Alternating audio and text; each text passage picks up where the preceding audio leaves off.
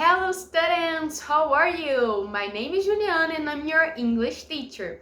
Hoje em nossa segunda aula de pronomes, vamos falar sobre os pronomes reflexivos e os pronomes indefinidos. Vamos lá!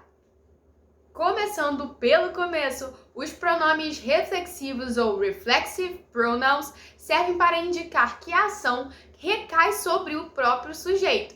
Por exemplo, quando eu falo eu me amo ou I love myself em inglês, eu estou dizendo que eu amo alguém e esse alguém sou eu mesmo, que no caso é o sujeito dessa frase, beleza? Os pronomes reflexivos virão imediatamente após o verbo e, obviamente, concordarão com o sujeito da frase. Então, vamos ver cada um deles relacionando com os pronomes pessoais em inglês. Se você não sabe quem são eles, é porque você não assistiu nossa última aula. Então, dê um pause, volte para a aula 1 de pronomes e depois você continua. Direi o pronome pessoal em inglês e, em seguida, o pronome reflexivo correspondente a ele, ok? Para I, teremos myself. Para you, no singular, yourself. Para he, himself. Para she, herself. Para it, itself. Para we, ourselves.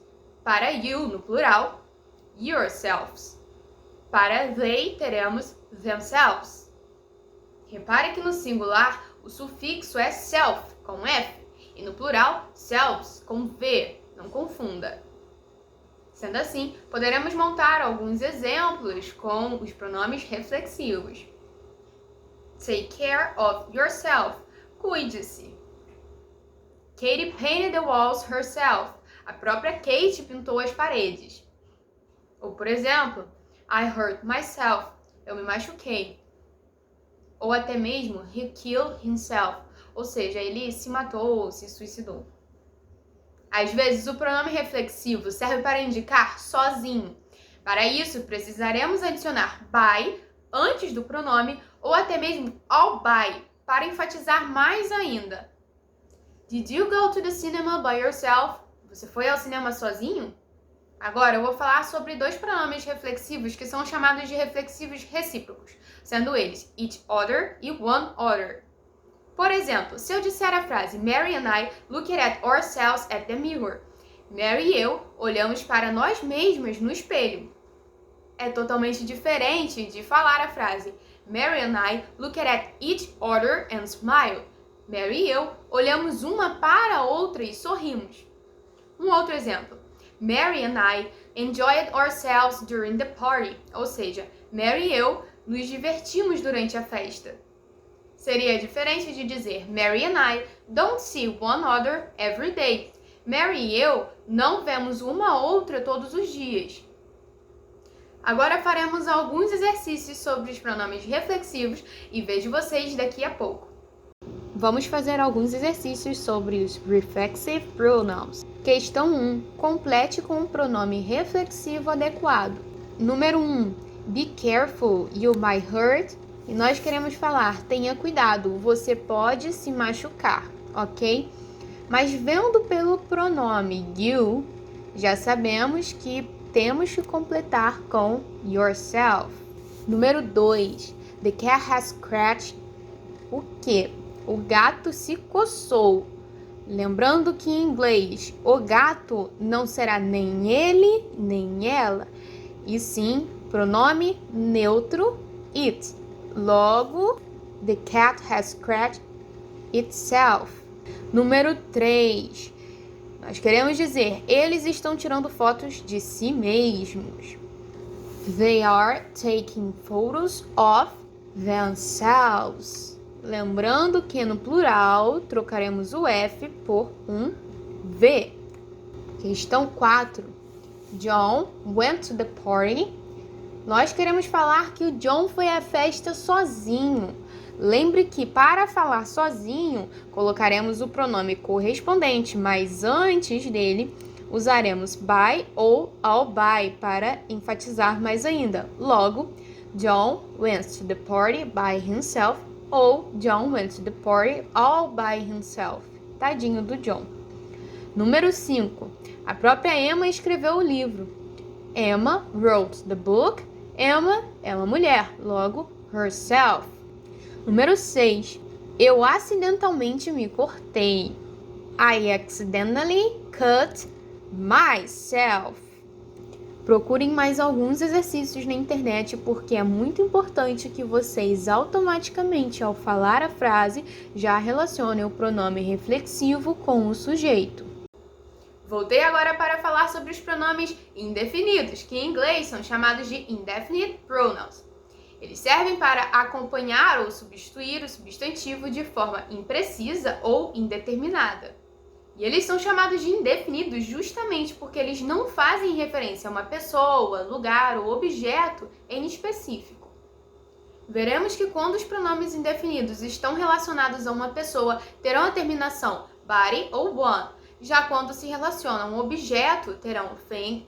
E quando se relacionam a um lugar, where. A maioria dos prefixos são any, no, some and every. Veremos agora no quadro o significado de cada pronome indefinido. Some significa algum.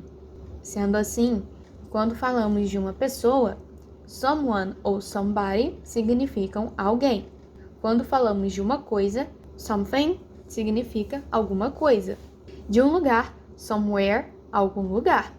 E de uma maneira, modo ou jeito, temos some way, de alguma maneira, de algum modo, de algum jeito. Any significa qualquer. Sendo assim, anyone e anybody, qualquer um ou qualquer pessoa, mas também pode ser traduzido como alguém. Para coisa, teremos anything, qualquer coisa. Lugar, anywhere, qualquer lugar. E maneira, anyway, de qualquer maneira. No é uma negação.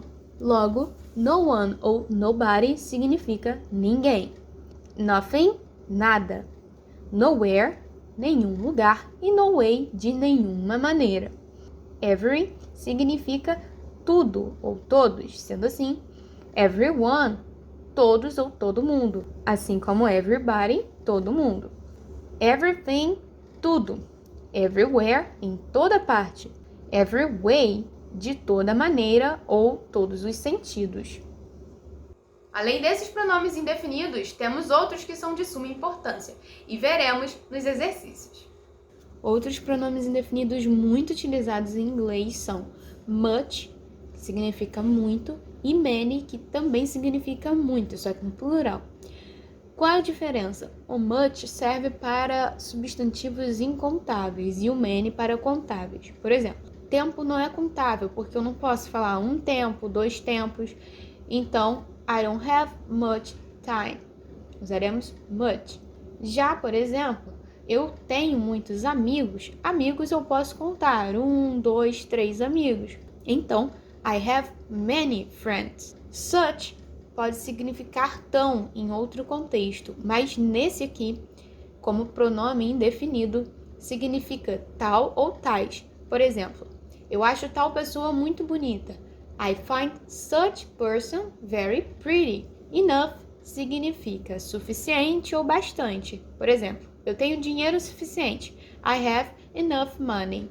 Agora veremos alguns exercícios com os pronomes indefinidos. Questão 1. Complete com o pronome indefinido adequado, começando com some. Número 1. Está faltando alguém. Quando falamos de pessoa, usaremos one ou body no sufixo. Então, someone ou somebody is missing. Número 2. Em algum lugar em Nova York. Para lugar, usaremos o sufixo where. Somewhere in New York. Número 3. Nós estamos procurando algo para comer. Para algo, usaremos o sufixo thing. We are looking for something to eat. Questão 2. Complete com o pronome indefinido adequado, começando com any. Número 1. Pode ser qualquer coisa. It can be anything. Número 2. Qualquer um faria isso. Anyone could do this. Ou anybody could do this. Número 3. Nós estaríamos perdidos de qualquer forma. We would be lost anyway. Questão 3. Complete com o pronome indefinido adequado.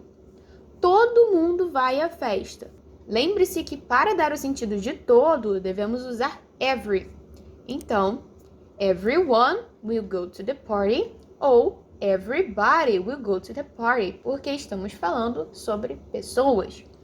Número 2, ninguém vai à festa. Para dar o sentido contrário, usaremos no. No one will go to the party ou nobody will go to the party.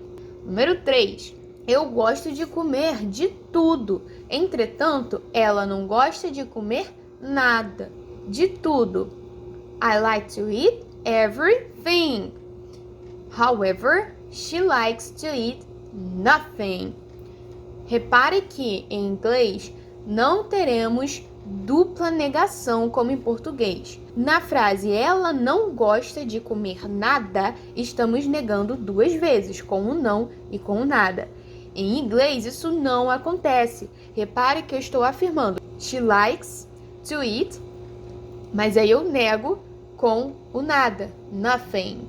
Não falaremos she doesn't like to eat nothing. Isso não existe em inglês, ok? E essa foi nossa segunda aula de pronomes. Fique ligado que teremos uma terceira e última aula. See you!